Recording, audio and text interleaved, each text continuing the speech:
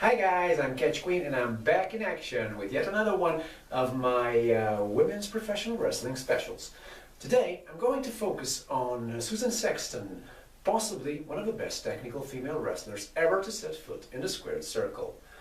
Susan Sexton was born in Perth, Australia, and when she took up wrestling, professional wrestling that is, she was the only woman in her town, allegedly, who took up the sport.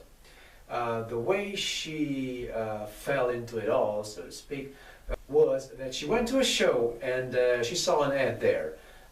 She then joined the professional wrestling school, and the rest, as they say, is history. Her trainer was Ali Musa the Turk, a wrestler who had made a name for himself before in Britain and who was highly focused on technical submission holds, grapples and hooks, and who taught her an impressive arsenal of moves that Sexton later put to use in the square circle. I personally have always known Susan Sexton to be a very technical wrestler for whom tactics played a great role in the ring, and who always managed to tell a superb story through her matches. She was not, for instance, embarrassed to submit a fall in a free fall match in order to secure her an advantage in the other two falls. The match that I'm talking about took place against Medusa Michelli, and as far as I remember, Sexton did indeed end up winning it. Like many of the professional female wrestlers of the era, Susan Sexton had her stint in Japan too, and she definitely held her own against the local competitors who were and are notoriously skilled in the ring. 1975 was the year when she came to the United States and she joined Mildred Burke's professional wrestling school for women. She never really had a gimmick, and she didn't need one. She was a technical wrestler who had a certain way of moving in the ring that was extremely appealing to definitely a certain category of wrestling fans, of which I too was part. and she apparently preferred to be a heel.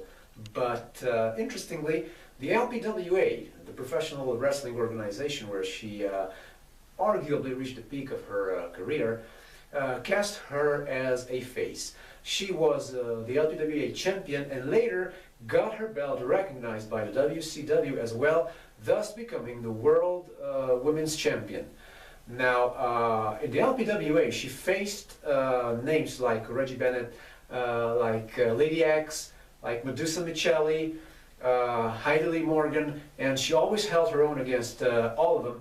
As a matter of fact, she dominated her competition through 1990, and she only lost her belt in 1991 to Lady X, who used a number of underhanded tactics to win the title match.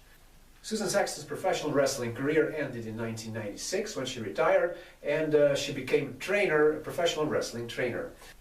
She had a brief movie career as well, as she was cast in American Angel's Baptism of Blood as the trainer of the women's wrestling troupe around which the whole movie revolves.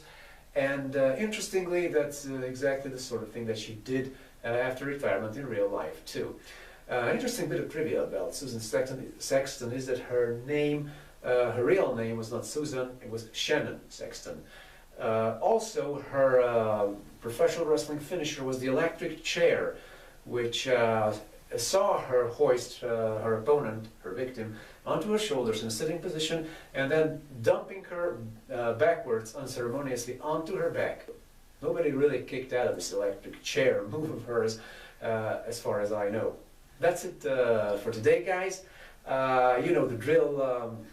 Hit the subscribe button down there, hit that bell, ring it, you know, to get notified every time I upload something.